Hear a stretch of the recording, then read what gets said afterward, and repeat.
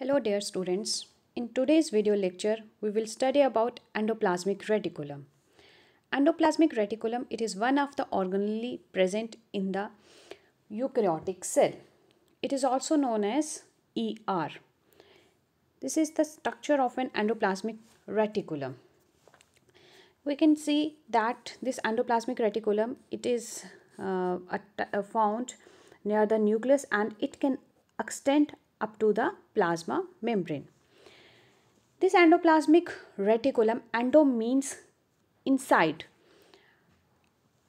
and plasm means cytoplasm, and reticulum means network. So it's like a network which is present in the cytoplasm.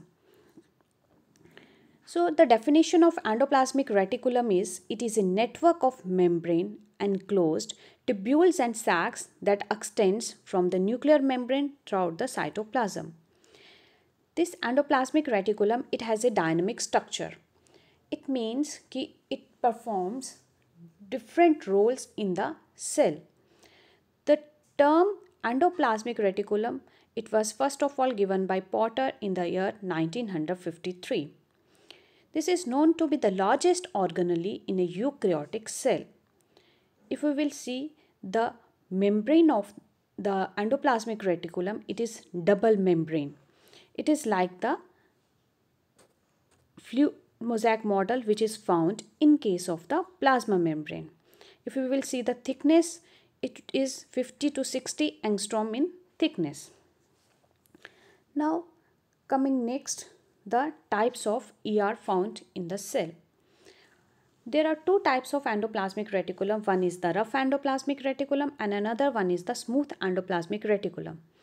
Rough means, it is also known as the granular endoplasmic reticulum. Granules क्योंकि rough इसलिए होते हैं क्योंकि इसकी surface पे ribosomes are attached.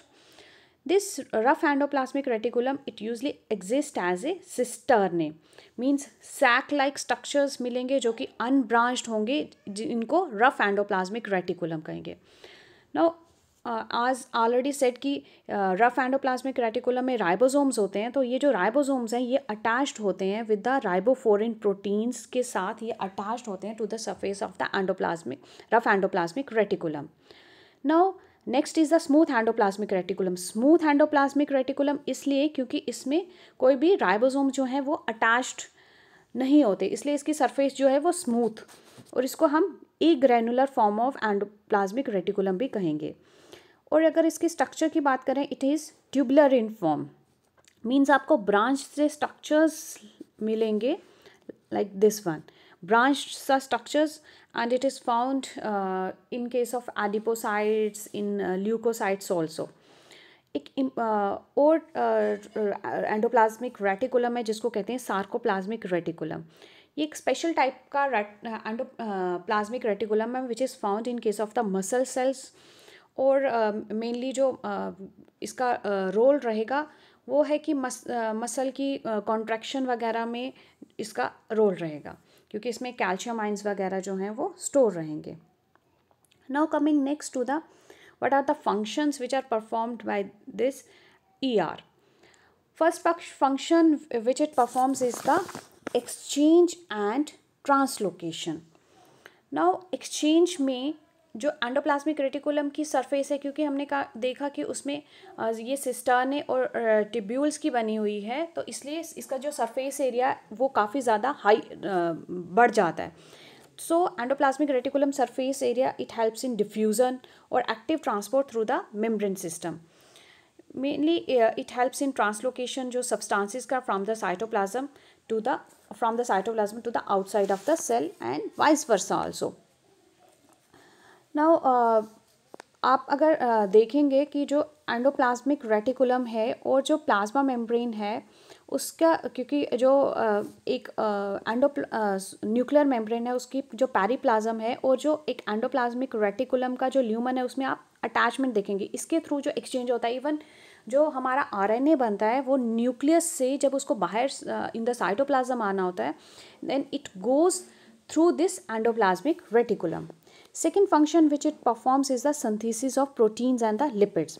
Protein की synthesis में mainly जो इन्वॉल्व होंगे वो होंगे राइबोसोम्स और सो जो सिंथेसिस है प्रोटीन्स की वो रफ एंडोप्लाज्मिक रेटिकुलम करेगा, और जो लिपिड की सिंथेसिस है वो स्मूथ एंडोप्लाज्मिक रेटिकुलम परफॉर्म करेगा। नेक्स्ट जो function important function it performs is the detoxification of drugs. Detoxification के लिए मेनली जो इंजाइम इन्वॉल्व होता है that is the cytochrome P50। Cytochrome P50 क्या करता है कि कोई भी ड्रग्स हैं उनको सॉल्युबल कर देगा, वाटर सॉल्युबल, और जो कि बाद में पास आउट हो जाएंगी through with urine. It also helps in the release of uptake and storage of the calcium. Now ये जो कैल्शियम एंडोप्लाज्मिक रेटिकुलम है it regulate calcium ion concentration, जो है इसकी कंसनट्रेशन इसको, क्योंकि ये स्टोर करके रखता है। और कैल्शियम का रिलीज़ जो है ये बहुत इंपॉर्टेंट है क्योंकि इट आकर्स एट फर्टिलाइजेशन, जब कभी भी स्पर्म की एंट्री होती है, even during muscle contraction, as well as even neuronal जो प्रोसेसेस होंगे जैसे इंक्लूडिंग न्यूरो ट्रांसमीटर रिलीज़ में भी इसका रोल रहेगा। तो ये काफ़ी इंपॉर्टेंट इसका एक फंक्शन है एंडोप्लाज्मिक रेटिकुलम का कि ये कैल्शियम को स्टोरेज और इवन जब रिक्वायरमेंट होगी तो वो रिलीज़ हो जाएगी। Next function is the protein folding. हमने देखा कि एंडोप्लाज्मिक रेटिकुलम प्रोटीन को सिंथेसाइज करेगा। आफ्टर सिंथेसिस ये फोल्डिंग भी उसकी, क्योंकि एक प्रोटीन को फंक्शनल होने के लिए उसकी फोल्डिंग भी एज सच जैसा ही सिंथेसाइज होगा वैसे ही वो फंक्शनल स्टेट में नहीं होता है, उसमें काफ़ी सारी चेंजेस आती हैं। तो उस चेंजेस में एक इंपॉर्टेंट फंक्शन है, एक इंपॉर्टेंट है folding, and another one is the glycosylation. Although glycosylation Golgi bodies में भी कैरी आउट होता है, लेकिन उससे पहले ही एंडोप्लाज्मिक रेटिकुलम जो है उसमें फर्स्टली फोल्डिंग हो जाएगी और लेटर ग्लाइकोसाइलेशन वगैरह हो जाएगी। That's all about the structure and the function of the endoplasmic reticulum. Thank you.